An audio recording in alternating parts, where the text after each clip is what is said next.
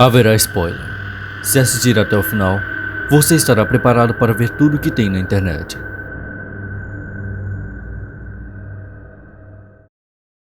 Assim, para escrever esse roteiro eu tive que ver algumas produções novamente que me deixaram mal, sabe? E sinceramente, eu tenho a nítida impressão de que estou preparado para ver qualquer coisa na internet. Sejam bem-vindos ao iceberg de filmes perturbadores. Sim, voltei com os icebergs. Eu tinha parado pois é muito trabalhoso produzi-los. Então, digamos que essa seja a minha última tentativa em muito tempo. Se o vídeo der bom, eu faço outro imediatamente. Se não, não faço. Simples assim. Eu deixei vocês escolherem e justamente esse foi o iceberg mais votado. E eu me senti como uma abelha no casulo. Pois eu amo demais filmes. Eu amo cinema. E quem sabe, eu faço do meu próprio filme. Ou meus próprios filmes. Mas tá bom, chega de falar. Vamos logo ao que interessa. Mas antes, não se esqueçam de se inscrever no canal e eu tenho uma tarefa para você. Envie este vídeo para 2 amigos que gostam desse tipo de conteúdo. E assim, vamos fazer a nossa família e vou chegar a 1 milhão de inscritos até o final do ano que vem. Me siga também no Instagram, vai estar no primeiro comentário fixado. Eu sou o Atestan e sejam bem-vindos a Review de Tech.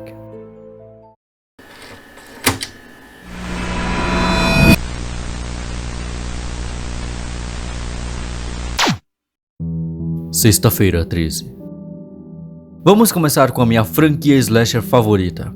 Sexta-feira 13 foi um dos precursores deste gênero e surgiu por meio do produtor Sean Cunningham, que enquanto via a explosão de Halloween, ele pensou, e se a gente fizer um filme de um cara matando geral em uma outra data? Aí veio Sexta-feira 13, e o primeiro filme foi escrito por Victor Miller, com a seguinte ordem do produtor: coloque os adolescentes idiotas sendo estrupiados por aí, o resto deixa com o pai que o pai sabe. Mas assim, ele estava tão confiante no projeto que antes mesmo de qualquer produção começar, ele havia lançado um pôster de Sexta-feira 13. Porém, os demais atores da época que eu digo é a década de 70, ninguém via progresso nisso e não queriam sujar a sua imagem ou perder tempo. A única mais conhecida que aceitou foi a atriz Betsy Palmer, que fez a mãe do Jason na Laurie. E ela só aceitou o projeto porque queria um pouco mais de grana para comprar um carro. Ela recebeu cerca de $10 mil na época. A mesma leu o roteiro e achou, uma bosta. O resto era um bando de atores amadores da Broadway, incluindo o Kevin Bacon. As gravações duraram apenas 29 dias no acampamento Nerobosco, que existe até hoje em Nova Jersey,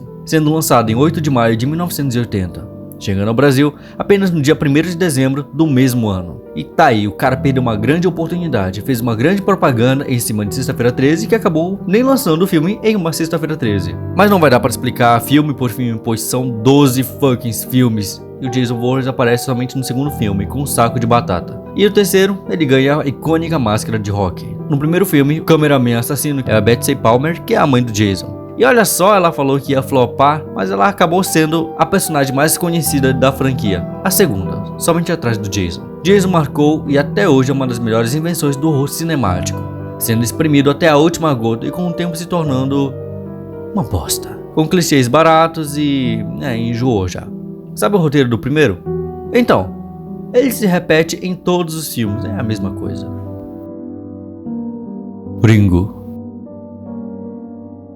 Talvez você não conheça por esse nome, mas O Chamado faz você lembrar, né? Pois é, O Chamado é uma outra versão de um filme japonês que se chama Ringu, de 1998, ou Anel, que ambos os filmes foram baseados de um livro do mesmo nome de 1991. A história nos conta que um repórter está investigando a morte de alguns jovens e tudo leva para uma fita VHS amaldiçoada, onde toda pessoa que assistir a fita morrerá em 7 dias. Após ele e sua família verem, ele corre contra o tempo para acabar com a maldição. O livro não fez tanto sucesso, mas a sua história é tão bem escrita que gerou 4 adaptações e várias sequências, sendo 12 filmes oficiais sobre o livro. Os 2 mais famosos justamente são esse Ringu, japonês, e O Chamado, que é americano. Vou focar somente no Ringu hoje, já que ele é um pouco menos conhecido. Ele foi dirigido por Hideo Nakata, e a história do filme é a seguinte: Masamo e Tomoko são 2 amigas que conversam sobre a fita misteriosa.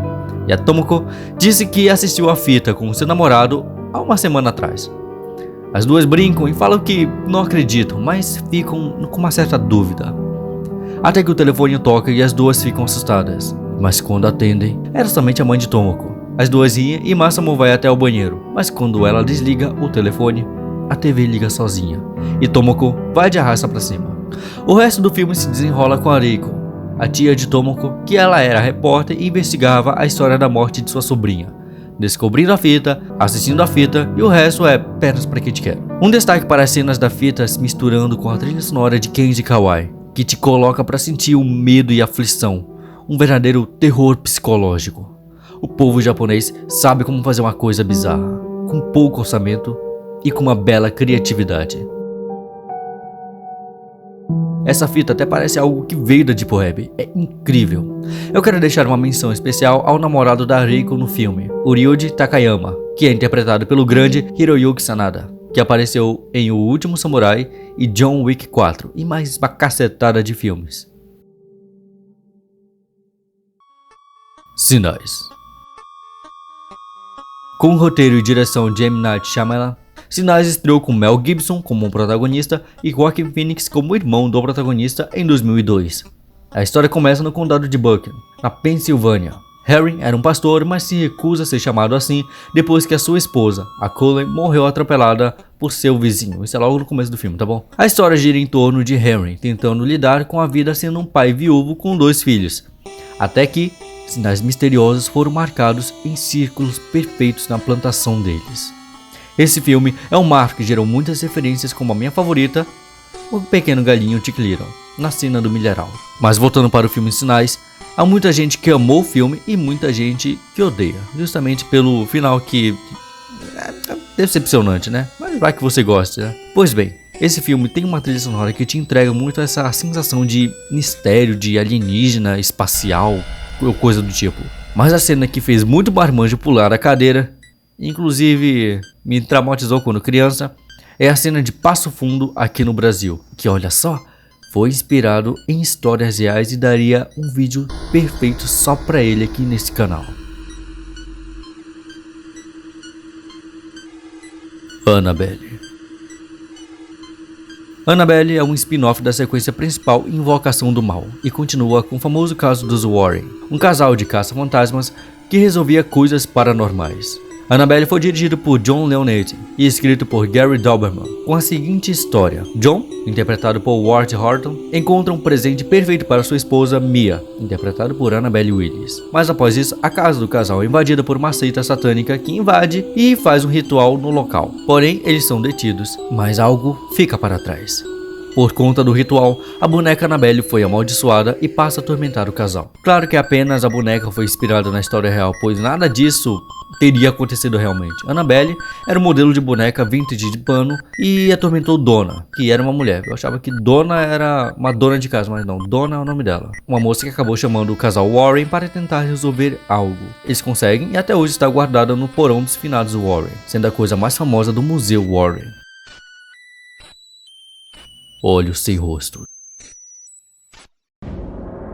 Este, meus amigos, é um clássico injustiçado francês que eu amei assistir. Ele é de 1960 e com certeza, naquela época as pessoas não estavam preparadas para verem uma obra-prima como aquela, pois o filme foi muito cortado e muito censurado por ser pesado demais para a época, que tirou as melhores cenas do filme. Dirigido por George Fangio, ele foca na dinâmica de Christine, Dr. Guinnessy e Louis, e como os três lidam com os crimes que estão sendo cometidos para restaurar a face de uma garota. A obsessão de Guinnessy é o que move o principal conflito do filme, e é interessante observar como o roteiro mantém ambíguas e as principais motivações do médico para fazer o que está fazendo. Ou seja, ele é a descrição perfeita para um anti-vilão. Já naquela época, ele está agindo em nome do amor pela sua filha? É culpa por ter provocado o acidente que desfigurou ou simplesmente está devendo a chance perfeita de testar suas teorias? O filme nos dá uma resposta, e essa ambiguidade do personagem, apoiada pela atuação estoica de Pierre Bourdieu, pegar meninas e fazer um transplante facial em sua filha. Esse filme tem aqui no YouTube completinho e legendado para você. Recomendo demais vocês assistir, ainda mais se você ama cinema e cenas grotescas. E tem um ponto chave nesse filme: o Dr. Guinnessy que retira o rosto na hora da cirurgia. Os efeitos especiais dessa época é de impressionar e não deixam a desejar. Hacker. Esse é um filme muito bom. Ele segue no estilo de Bruxa de Blair, se parecendo com uma produção amadora que mistura zumbis com possessão demoníaca. Tem como diretor Jaume Balagueró e Paco Plaza. uma jornalista e seu cinegrafista que estão fazendo uma matéria sobre bombeiros e têm a sorte grande, ou azar, de estarem numa missão com os bombeiros, que acabam tendo chamado para um prédio, e nesse prédio acaba entrando em quarentena. Pior que isso, agora eles e os bombeiros dentro do prédio não podem mais sair, e à medida que eles adentram ainda mais no prédio para tentar sair, acabam sendo atacados por pessoas infectadas e possuídas. Eu particularmente amo o segundo filme, que sim, é igual ao primeiro, mas para mim é como uma DLC, uma extensão que vale a pena. O terceiro não, o terceiro é só ruim mesmo, melhor passar longe dele.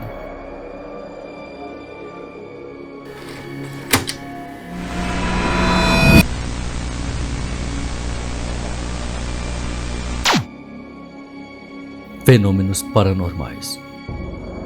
Seguindo aquela coisa de filme amadora, Fenômenos Paranormais segue essa vibe, mas assim, parecendo aquelas produções da Discovery, sabe? Um documentário, ou algo de um canal do YouTube. Esse filme foi dirigido pelos diretores Colin Minihan e Stuart Ortiz e lançado no dia 22 de abril de 2011. Tem a premissa onde o reality show de investigadores paranormais, que são farsantes e super sensacionalistas, acabou descobrindo um hospital psiquiátrico onde havia suspeitas de fenômenos paranormais, e vendo uma boa oportunidade de render uma grande audiência, eles vão passar a noite no bendito hospital psiquiátrico. E assim o filme começa, com eles descobrindo que era mais perigoso do que imaginavam e que sim, coisas paranormais existem. Esse filme gerou inúmeros GIFs que foi usado como backgrounds de creepypastas há anos atrás como essa. E parando pra pensar, ele lembra muito Outlast. Eu acho que Outlast se inspirou nele. E se você gosta de filme no estilo found footage, assista que você vai amar.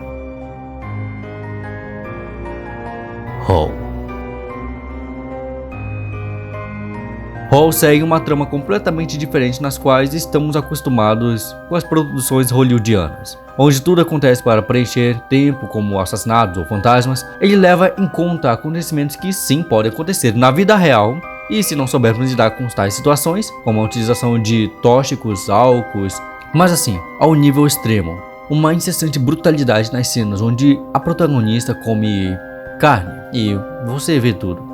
Carne crua. E somente depois você se lembra que no início do filme a protagonista, interpretada pela fabulosa atriz Garrison Marillion, era uma garota na linha, sabe? Que estudava, que tinha uma vida plena e depois é só ladeira abaixo. O terror desse filme se assemelha muito com um filme que falarei daqui a pouco, o primeiro filme da terceira camada. O filme é dirigido por Julia Ducournau, que tem um seu jeito peculiar de colocar tudo ao extremo no filme, como eu citei. Mas assim, o exagero não é como aquela coisa que a gente vê que somente acontece em filme, mas um exagero que a gente olha e pensa que, cara, isso realmente pode acontecer, velho. Sempre levando a clássica filosofia de Rousseau: o ser humano é bom, a sociedade o corrompe.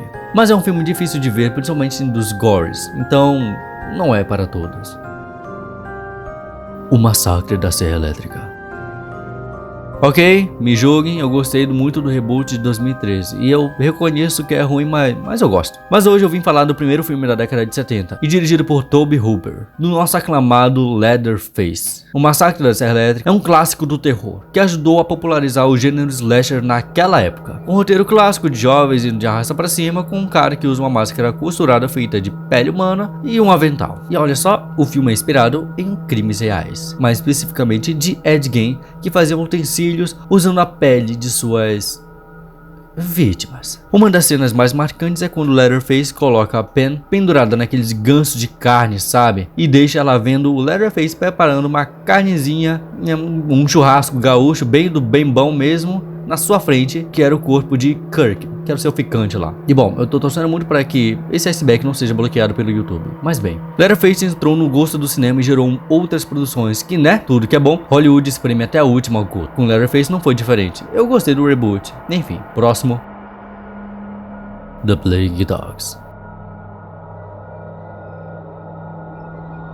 Um filme animado de 1982 e foi dirigido por Martin Rose e Tony Guy. É um longa animado do Reino Unido e, nossa, se você ama animais e ama cachorros, passe bem longe desse filme, pois ele pega em questões muito fortes com as experiências que eles fazem com esses doguinhos. E os diretores fizeram questão de animar sem censurar algumas cenas, de mostrar a expressão dos doguinhos. A história se passa por Ralph, um doguinho que é feito como objeto de experiência, e Snyder, que foi usado também como experiência, só que mexeram com seu cérebro, literalmente. Ralph é submetido para ficar nadando até a exaustão. Os dois doguinhos fogem do laboratório e procuram humanos bons que pudessem criar eles e cuidar bem. A ideia foi de Snyder, que havia sido adotado antes de tudo, mas o seu dono morreu depois que ele se jogou na frente de um carro para protegê-lo. A sua família culpou o cachorro pela morte do homem, que decidiu vendê-lo para o laboratório de experiências com animais. Uma das cenas que eu mais me lembro é quando Snyder está por aí e encontra um caçador que busca a criatura que estava devorando as ovelhas,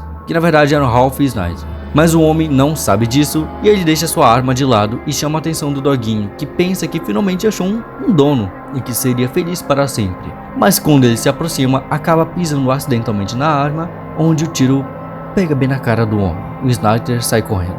E a sua mente se torna cada vez mais perturbada conforme o filme vai passando, por conta dos traumas e experimentos também. Agora, isso apenas piora. O filme pega em questão até onde a crueldade humana pode chegar. Enfim, o filme é muito triste e pesado. Tusk. Assim, esse filme é uma bosta. Um filme de 2014 dirigido por Kevin Smith. É um filme com um protagonista bem diferente do qual estamos acostumados, pois ele brinca com a sua imaginação de e se uma pessoa transformasse em uma morsa? Sim, um animal mesmo. Nele acompanhamos o Wallace, que é dono de um podcast de coisas bizarras, e ele busca pessoas para conversar sobre esses assuntos. Até que ele vai para uma cidade onde tinha uma criança que amputou as próprias pernas. Porém, ela já havia falecido. Então ele procura outra coisa bizarra e ele encontra um bilhete dizendo que essa pessoa que escreveu o bilhete tinha coisas bizarras. Olha só, justamente o que ele precisava. Roteiro fraco. Assim ele vai até a casa de um senhor que dopa o Wallace e o transforma em uma morsa. Sim, aparece todo o procedimento e tal, toda a cirurgia, e é algo realmente grotesco. Mas somente aí, o filme é chato, enrola muito e, meu amigo, eu não assistiria de novo por preguiça mesmo, porque é chato. Mas enfim, eu não tenho muito o que falar dele. É um filme perturbador? Tem um final marcante? Tem um final marcante, até que sim. Mas o filme inteiro não vale a pena. E.T. The Killer. E.T. o Assassino é um brutal filme japonês. É um live action de um mangá do mesmo nome, envolvendo a Yakuza e muitas outras mais, como traições, sanguinolência e, muito mais coisas. Foi dirigido por Takashi Miike e lançado no dia 22 de dezembro de 2001 nas telas japonesas. Nele, o Kakihara, que é o E.T., faz uma galera conhecer Jesus e uma das pessoas é um membro da Yakuza. Engraçado que Kakihara tem um rosto cortado que lembra muito o Jeff the Killer. Até mesmo o título do filme lembra Jeff the Killer. Mas enfim, o Kakihara é tão bizarro e perturbador que quando a Yakuza pega ele para interrogar e pagar pelo que ele fez com um dos membros dele, ele simplesmente pega a faca e corta a pontinha da língua, sabe? Dá aquele cortezinho assim, e ele age como se não fosse nada, assim, um cara literalmente um coringa da vida, fazendo todos os líderes da Yakuza, sedentos para ver ele sofrer, agora ficarem perturbados e assustados. Depois daí o filme passa a seguir o Kakihara, que coloca uma fantasia, sei lá, coisa de anime lá nele, e faz seus, as suas obras-primas com as outras pessoas, vamos dizer assim. Tem muito gore pra todo lado. Se você tiver estômago, assista. Se não, passe bem longe. Sim, mas pra mim, sim, assista. É um filme bom. Vai. E o problema maior pra mim é essa adaptação desse mangá em live action, porque o CGI dele é meio questionável em algumas partes, sabe? Parece aquele bonecão 3D mal feito.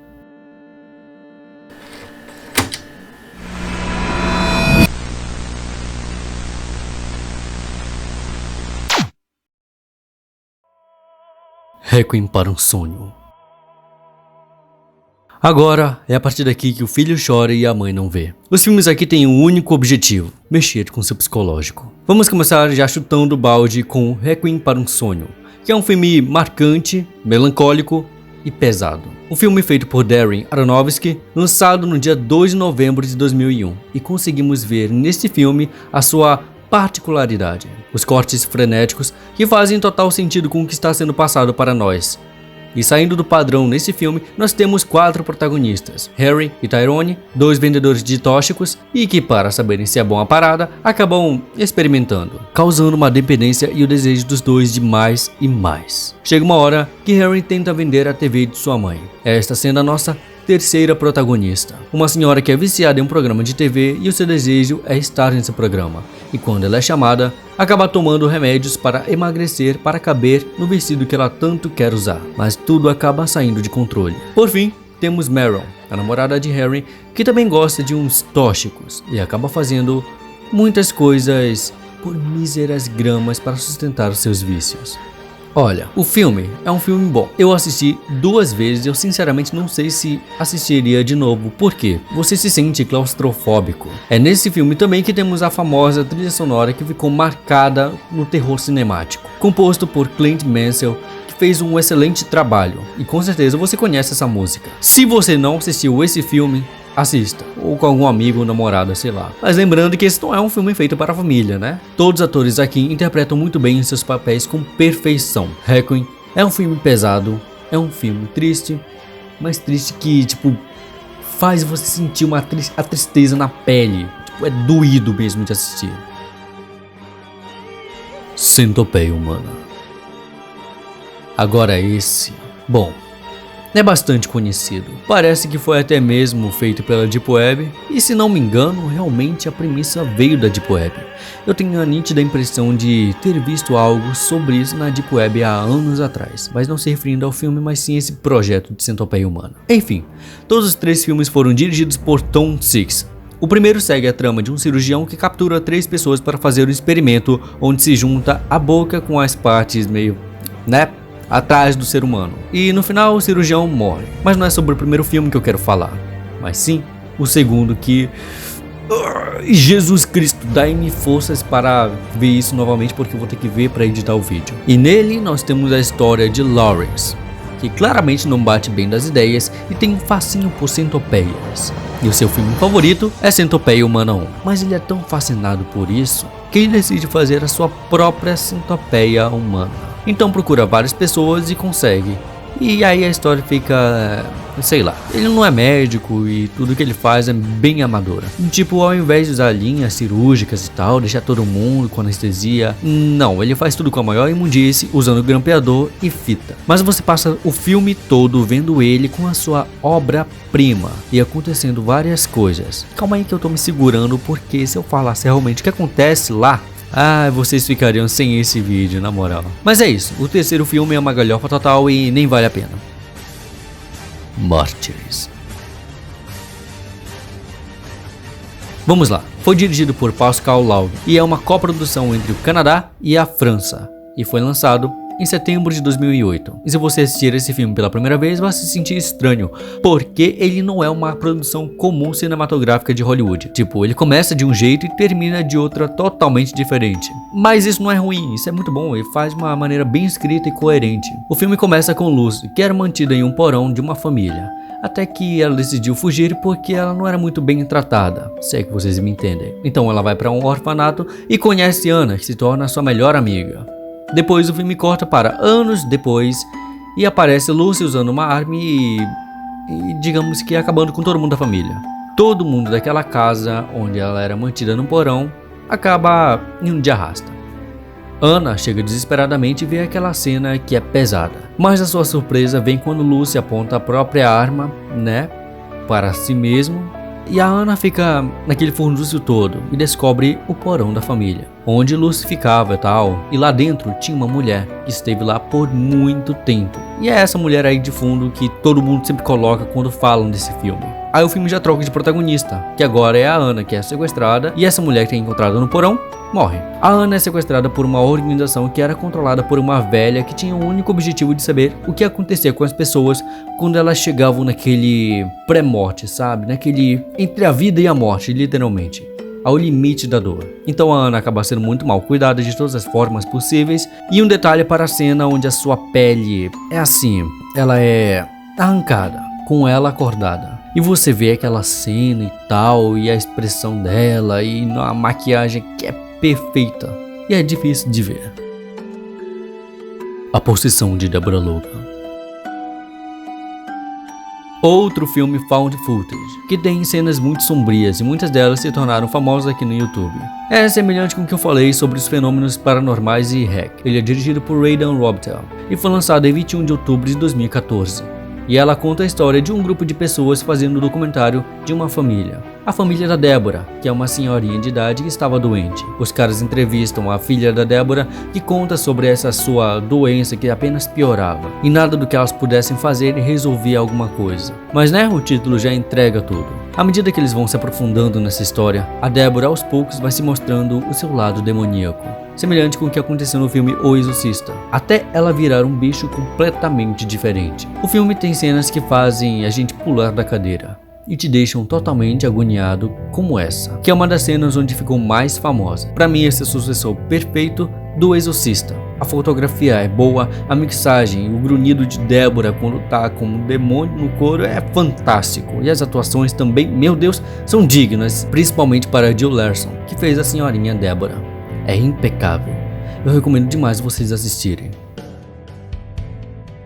Midori, Shoujo Tsubaki. Um longa dirigido por Hiroshi Hanada e lançado em 2 de maio de 1994. E assim, o longa tem uns 40 minutos. Para um longa é curto, mas o anime é tão perturbador que eles tiveram que cortar muitas cenas que quase fez o filme virar um curta-metragem na época do lançamento, e vai te deixar com aquele nó no estômago. O filme começa com Midori, uma menina que vende flores para sustentar ela e a mãe dela que está muito doente. O pai foi comprar cigarro e as coisas não são muito boas para elas. Ela tenta vender para um homem bizarro que propõe para ela trabalhar com ele em um circo, pois ela estava muito triste. Se ela trabalhasse com ele em um circo, iria ter muito mais diversão e um monte de mentiras. Mentiras. A menina fica pensativa e decide falar com a sua mãe sobre isso, e já de cara temos uma surpresa. A mãe dela foi de arrasta para cima. E quando ela levanta o lençol, os ratos estão lá, sabe, num grande banquete de baixo. Numa cena que deixa a gente sem ar, sabe? Bom, sem o que fazer, ela decide ir morar no circo, que acaba sendo a pior decisão de sua vida. Cheio de gente bizarra, que lembra muito o Circo dos Horrores. E tem uma cena onde a Midori ela é mal cuidada, sabe? Se é que vocês me entendem. Por uma pessoa que vai até ela e rola umas paradas que, se você não tiver psicológico, vai precisar de um psicólogo urgentemente depois de assistir esse filme, porque a coisa é tensa. O filme é baseado em um mangá do mesmo nome, do autor Suehiro Maru. Angst Underground. Esse é outro filme found footage, mas ele é tão impactante que parece muito real. Literalmente. Não é como a Bruxa de Blair, que é assustadora e tal. Aqui parece que foi feito por um serial killer que gravou e postou tudo na internet. O filme foi lançado em 2001 e dirigido por Fred Vogel, o mesmo que faz o protagonista do filme. Você percebe que o filme é tão cru logo no começo, onde o protagonista tá lá com uma menina, né? Mostrando tudo e mais. Que você olha e fala, meu Deus, isso não pode ser real. Porque sim, vai te deixar com uma pulga atrás da orelha. E para poder você não se impressionar com isso, você vai ter que parar de assistir e lembrar que aquilo é só um filme. Mas depois você assiste e esse sentimento volta para dentro de você de novo. Não é coisa de doido, a maquiagem é muito bem feita. Para um filme com pouco orçamento, é bem feita. É de notar o investimento nos efeitos especiais, principalmente quando aparecem os órgãos e tal. Mas bem, não tenho muito mais para falar sobre ele.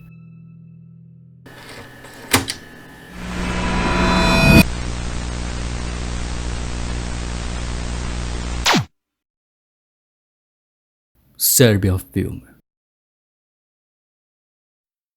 Esse filme, aqui no Brasil, é chamado de Terror Sem Limite. Um título que faz jus e é melhor que o original, porque realmente o diretor Seridian Spaswebd colocou tudo nesse filme sem limites. Eu nem preciso falar que esse filme foi banido em diversos lugares, incluindo o Brasil, que foi lançado por apenas uma semana e depois foi bloqueado novamente lá em meados de 2011. Mas o filme havia lançado um ano antes, em 2010, na Sérvia. Ele segue a história de um ator de conteúdo mais para as pessoas adultas que anda com problemas financeiros e acaba aceitando um trabalho que envolve ped e necro, envolvendo arrastas para cima reais, ou seja, filmes Smurfs. Pro mesmo ir de comes e bebes no final, depois de conseguir acabar com todos os diretores daquela coisa toda para qual ele estava trabalhando, apareceu outros diretores e outros produtores e, digamos, usar o seu corpo, né, para fazer outros filmes. Não só o dele, mas também da sua família que estava lá, incluindo mulher e filho, que era uma criança.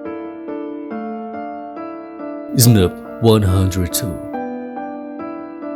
Uma mistura de documentary, ou seja, documentário com choque, algo chocante, com found footage. Snuff 102 é brutal desde os primeiros segundos e tudo bem gráfico e grotesco. O diretor Mariano Peralta escreveu o roteiro enquanto se lembrava das coisas mais perturbadoras de sua vida, seja em filmes, vídeos, jornais e por aí vai. O filme coloca na tua cara que tudo aconteceu lá é 100% real e que não deve ser visto por pessoas sensíveis. A última parte é real, mas tudo aconteceu lá é ficção, tá? Então fica tranquilo e relaxa. Ainda não chegamos nessa parte do iceberg. Exatamente. Snuff 102 nos conta sobre uma jornalista que investiga sobre os filmes Snurfs, junto com uma atriz de conteúdo mais para adultos e outra uma grávida, com problemas com tóxicos. E ele é preto e branco na maioria das partes, assim como Centopeia Humana 2. E com o passar do tempo, as três personagens acabam tendo seus caminhos traçados após serem pegas por um maníaco. E bom, já dá pra imaginar o que acontece, né? Todo tipo de maus cuidados, sabe? De todas as formas possíveis que te deixam enjoado, com embrulho no estômago. Esse é um dos poucos filmes que me fizeram ter que parar de assistir porque, mesmo sendo um filme ficcional, os bonecos, a maquiagem, se é que foram usados bonecos mesmo, tá bom? Juntando com o fato de ser found footage, o que ajuda a esconder ainda mais as cenas e tal, parece muito real. E eu lembro da cena onde o cara coloca a sacola na cabeça da mulher e depois bate com um martelo. Mas o boneco é tão rígido, sabe? E tipo, ele quebra de uma forma que parece sim muito real. É complicado de falar aqui, é meio complicado. Black Metal Vans.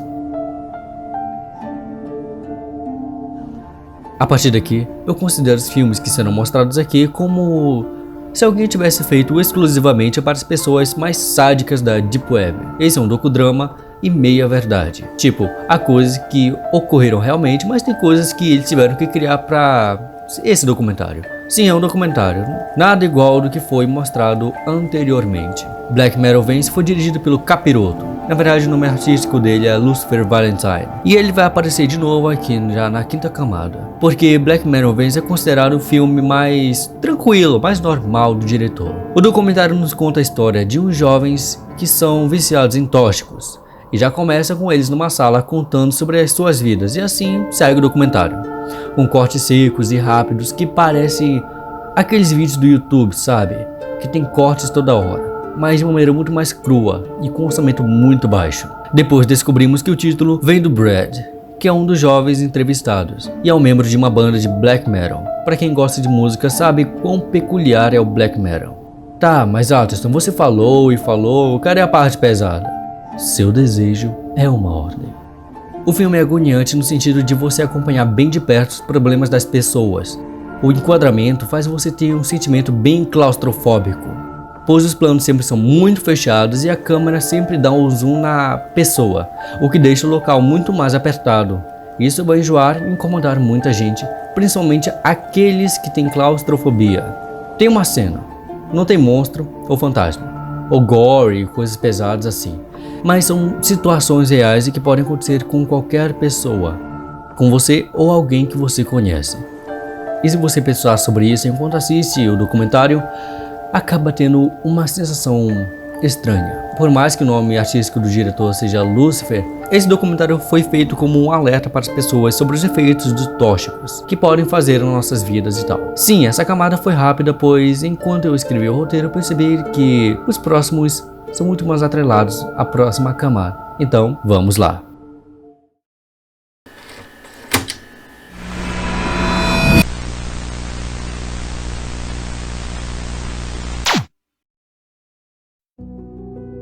Begone.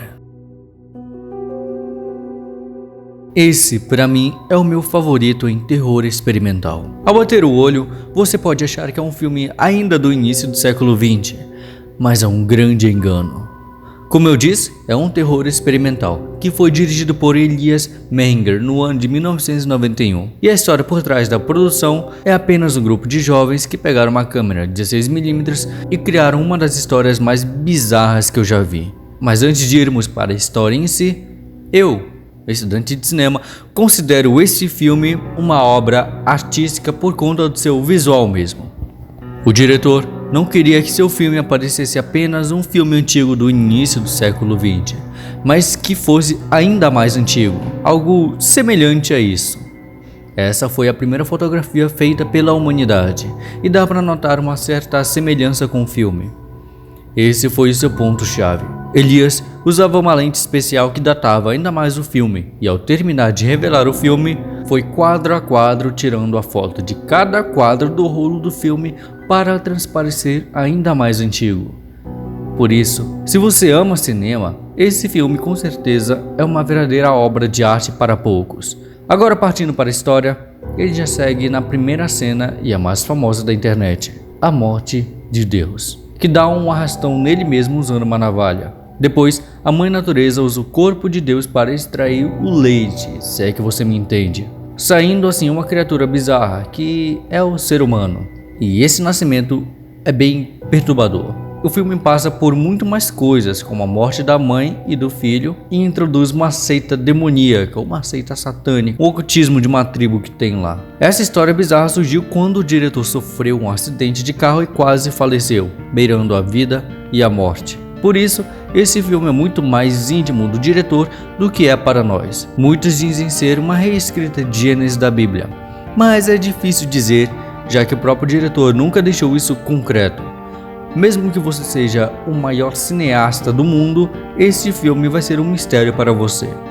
O filme foi mundialmente banido e amado por muitos, principalmente pelo público do terror underground, nós.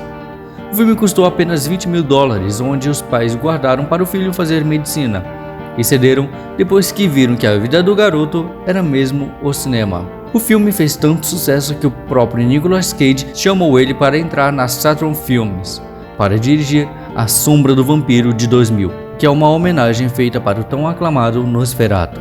Outro famoso que chamou Elias foi o Marilyn Manson, sim, o mesmo que criou a música Sweet Dreams e depois ficou conhecida como a música do Jeff the Killer. Elias dirigiu o clipe da música Antichrist e podemos ver uma certa semelhança com Bigora.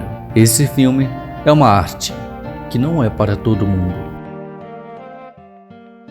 Slaughter Vandals. Assim, essa é uma área de risco. Se quiser manter a sua sanidade, veja Centopeia Humana 2 ou Terror Sem Limite, que esses filmes são os amores em comparação a esse que vamos falar agora. Essa é a quarta parte de uma quadrilogia chamada Vomit Gore, de 2006, do nosso cabra que já falamos aqui, Lucifer Valentine. A história segue a vida de Angela Emberding, que trabalha como GP para conseguir sobreviver.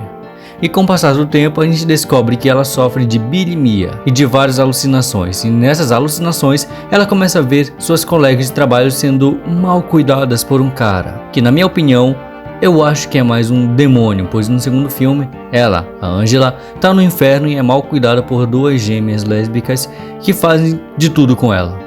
De tudo mesmo. Se prepare para um constante nó no estômago das mais diversas formas, pois a forma como o diretor idealizou isso é absurdo.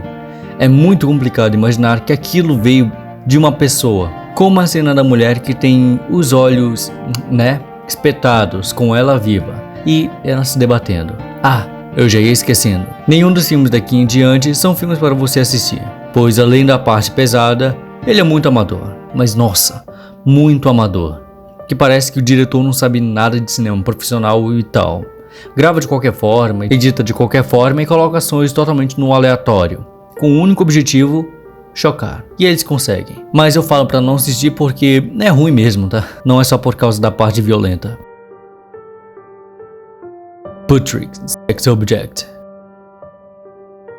Vou falar rapidamente desse para não dar muito problema, mas como o próprio título já entrega, é um filme para adulto, com algumas peculiaridades, bem peculiares mesmo. Olha, lembra daqueles vídeos que muita gente falava que era da Deep Web, que vazaram para o Surface? Pois bem, há quem diga que esse filme foi postado na Deep Web. Eu não tenho dúvida que seja, principalmente a cena do cavalo. Como eu posso explicar? Eu vou tentar explicar como uma creepypasta. O homem que estava vestido de mulher aparece e começa a fazer poses sensuais. E em sua frente há uma cabeça de cavalo, mas sem a pele. O homem começa beijando a boca da cabeça do cavalo e fica tocando na língua do animal. Depois de alguns minutos ele levanta o vestido e coloca suas partes para fora. E depois introduz dentro de buracos na cabeça do cavalo, junto com seus dedos, como se estivesse com um brinquedo sensual. É isso aí. Não há sentido, não tem motivo. Isso foi feito para um público bem específico e eu não recomendo fortemente você procurar porque é muito nojento. É extremamente nojento. O filme se baseia somente nisto, nessa pessoa utilizando objetos pútridos, como é descrito no título.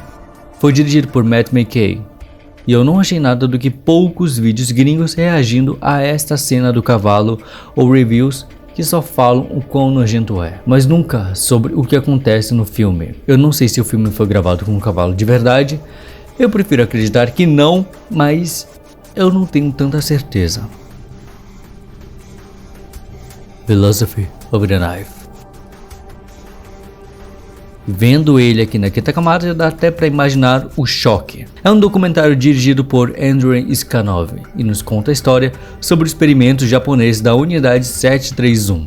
A famosa Unidade 731, que eu tava pensando um tempo em fazer um vídeo sobre. Acho que vale a pena. Ele utiliza cenas reais e faz umas reconstruções extremamente gráficas durante a Segunda Guerra Mundial. O lado alemão fazia diversos experimentos, mas por incrível que pareça, tudo que você sabe sobre os horrores da guerra nesse tempo não se compara aos horrores cometidos pela Unidade 731. Iskanov faz uma reconstrução perfeita e o filme todo é em preto e branco, mesmo tendo sido lançado em 2008. E ao contrário do tópico anterior, eu recomendo muito você assistir esse filme.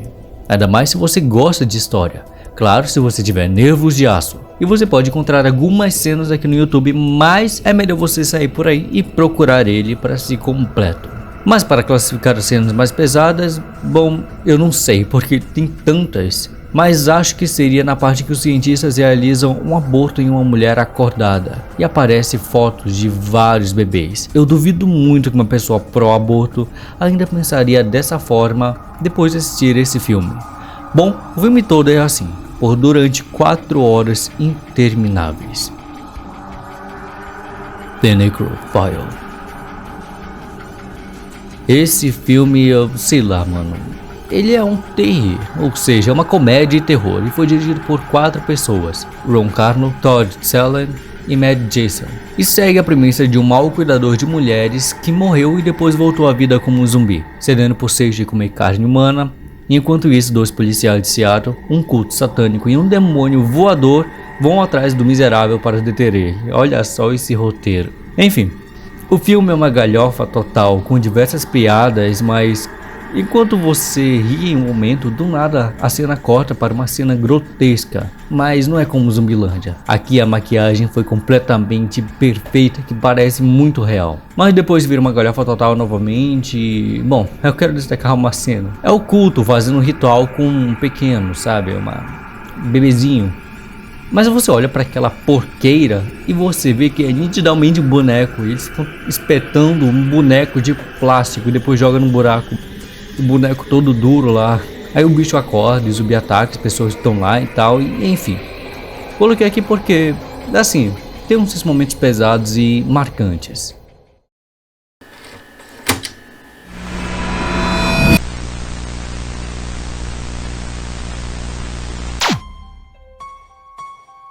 Mundo Kane. Esse foi o criador do gênero Shockumentary, que tanto vimos falar neste iceberg, e é uma produção cinematográfica dirigida por Gualtiero Franco Prosperi e Paolo Cavara, e ele vem com essa proposta de juntar um documentário com encenação para a recriação de alguns fatos e tal, ou exagerar como vimos com a filosofia da faca e Black Metal Banks, e segue uma história de terror, horror e tudo aquilo que é de bizarro e macabro pelo mundo. Tudo que o ser humano é capaz de fazer, tanto humanos primitivos de aldeias isoladas, quanto pessoas urbanizadas, e isso no ano de 1962. Tudo isso enquanto dão a volta ao mundo, e por incrível que pareça, esse filme foi muito aclamado na época, sendo um sucesso de bilheteria e até concorrendo ao Oscar de melhor canção original, e foi regravado por artistas como Frank Sinatra, Andy Williams e Roy Orbison. E ainda ganhou um Grammy. Em comparação às outras produções aqui mostradas, Mundo Kane foca mais do que o ser humano pode fazer com os animais. E se você é um daqueles militantes pela causa animal e chora ao ver um humano comendo um hambúrguer, passe bem longe desse filme. Só digo isso. Burial Insane. Se você tem vontade de fazer um filme sobre guerra, mais especificamente a guerra do Iraque, ou quer estudar sobre a coisa, acho que esse é um prato cheio para você. Dirigido por David Ward e apresentado pelo comentarista político Mark Taylor, esse é um documentário produzido pelos Estados Unidos com o objetivo de chocar as pessoas e justificar suas ações durante a guerra do Iraque. Ele mostra imagens reais do que acontece nesses lugares e assim, em 5 minutos ou menos, você já tem um gostinho do que vai ver pela frente. Depois de passar pela intro tenebrosa, que parece ter sido feito pelo PowerPoint, um breve resumo sobre o final da Segunda Guerra Mundial e a Guerra Fria. Em seguida, vídeos reais do Iraque, sem cortes na câmera. Parece nitidamente o cara retirando, sabe, a língua do camarada ali. O outro é colocando uma tábua no braço do cara e o outro usa um teçado e bate nele. Acho que dá pra entender, não é? O documentary é assim do início ao fim, durante uns 60 minutos ou pouco mais de 60 minutos. Esse documentário lembra muito a filosofia da faca, mas aquela tinha algumas cenas ensaiadas e havia alguns atores. Aqui, não. Aqui não é assim. Você pode falar o que quiser, os Estados Unidos foram cruéis na guerra e tal, mas depois que você vê esse filme, a sua visão sobre a guerra se torna totalmente diferente. Digamos que você passa a não criticar apenas um lado. No mínimo você fica se questionando, não havia outro jeito? Para mim, a mais marcante foi no dia 29 de janeiro de 2004. E a única coisa que posso dizer é... Sabe quando você vai no açougue e observa aquelas carnes penduradas e algumas com sangue escorrendo? Pois é a mesma coisa. Literalmente. Treason of Death. Dirigido por Damon Fox, segue a mesma linha de Faces da Morte. Aliás, é uma sequência e mostra dezenas de arrasta pra cima. Parece com aquele 1001 formas de morrer, sabe? O clássico. Mas esse sem as encenações, sem atores, apenas o grau da realidade, pura e crua. É claro que é um documentary. O que mais esse documentário seria? Revendo esse, eu percebi uma coisa. A maioria de nós youtubers de terror temos esse senso de criar um documentary aqui no YouTube, principalmente aqueles que falam sobre casos criminais. Só não colocamos muita coisa explícita por conta do YouTube e as suas diretrizes. Mas voltando, como é de praxe, a cena que mais me marcaram é a cena da autópsia, onde o médico legista abre os corpos, óbvio, e depois abre a cabeça do humano. E o que eu posso falar é que o cérebro, ele é muito gelatinoso. Parece um macarrão quando tá sendo cozido, sabe? Ou como um miojo, mas um pouco mais gosmento, sabe? E a outra parte é da Monster Jam. Na verdade, eu não sei se foi da Monster Jam em si, mas é de carro monstro, coisa que eu sempre amei de assistir desde criança. Isso me pegou por causa da nostalgia. Não tem nada muito gráfico aqui. O carro só passa do limite e atinge umas pessoas. E assim, como todo documentário anterior, segue nesse ritmo até o final. E é isso, galera. Eu ia fazer uma camada 7, mas todos os filmes entre aspas, né, são apenas um punhado de vídeos gore sem contexto nenhum. Parece mais um Round the Gauntlet, pois nem documentários eles são. Pelo menos eu não considero. Mas isso quer dizer que eu não vou falar eles aqui?